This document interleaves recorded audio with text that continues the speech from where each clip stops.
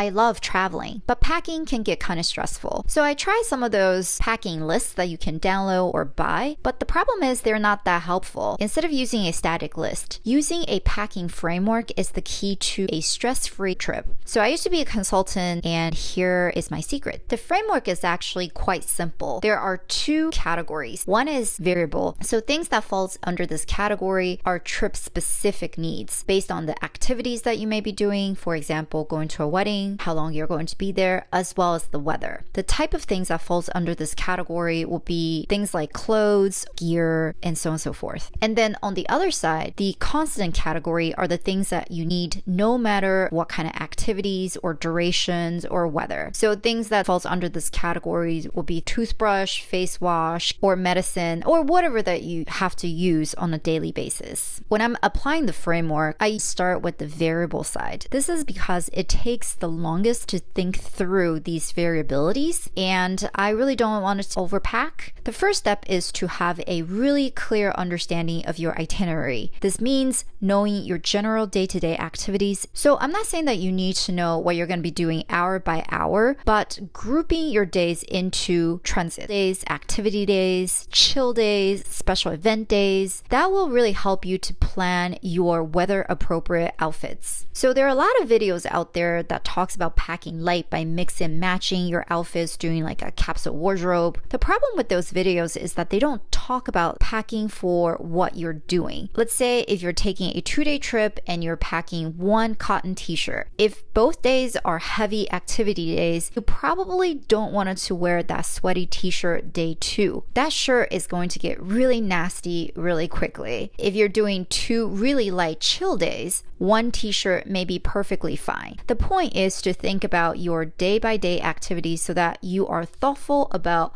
what you're packing is appropriate for the itinerary. So here's an example of the bike trip that I talked about. It took us 2.5 days to travel there as well as come back. It's about 5.5 days of riding my bike and 3.5 days of walking around sightseeing. During the cycling part, there are nice dinners and events that's part of the trip. Using this information, here's what I came up with, and also kind of share some of my thought process. So let's start with the 2.5 transit days. So these are the days that I'm in the airport or on an airplane. I have my airplane outfit that I exclusively wear when I'm in transit. The reason I don't like to rewear clothes that I wore on a flight is more of a psychological issues. I think airplane is really dirty, but for many people it's perfectly normal to rewear the things that they wore on the plane. And there's definitely an exception, which is jackets and shoes. So for my transit outfit, I have a pair of jogger pants, a comfortable long sleeve cotton top, and then a jacket. And normally I would just wear my transit day outfit for both going there and coming back. But because 2.5 days is kind of long, so I planned an extra top to ensure I feel somewhat fresh during the transit. Now let's talk about the 3.5 days of walking around and sightseeing. So I expected to get kind of sweaty walking around, so I'm planning to bring 3 cotton tops, 1 pair of jeans,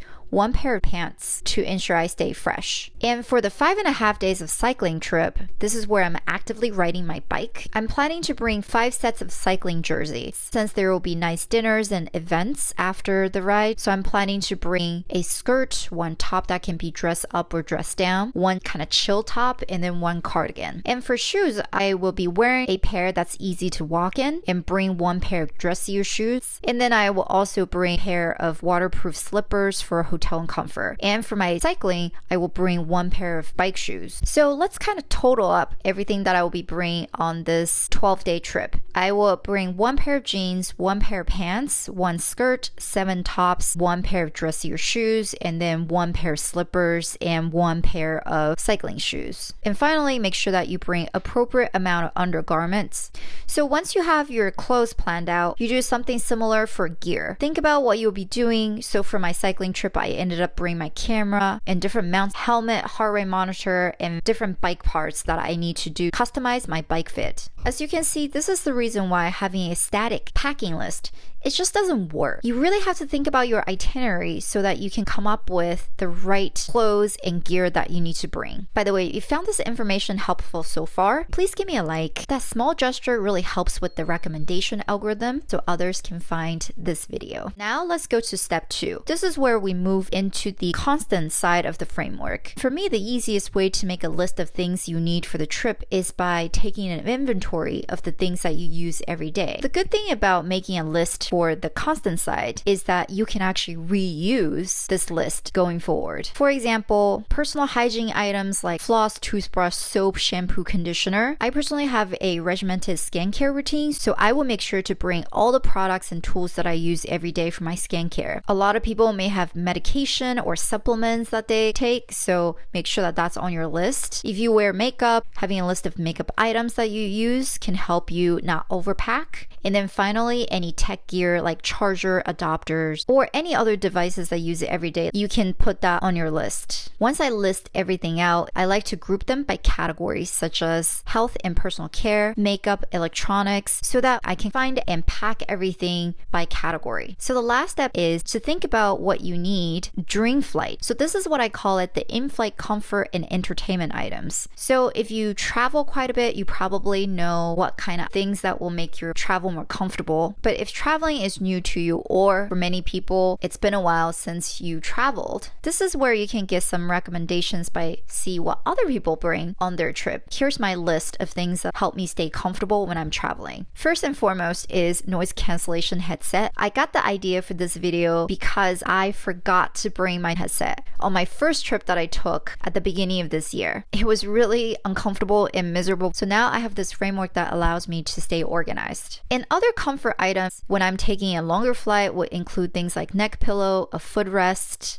heated eye masks. These 3 items help me to fall asleep on the flight and stay as comfortable as I can. In terms of entertainment, I like to make sure I have my Kindle and my laptop.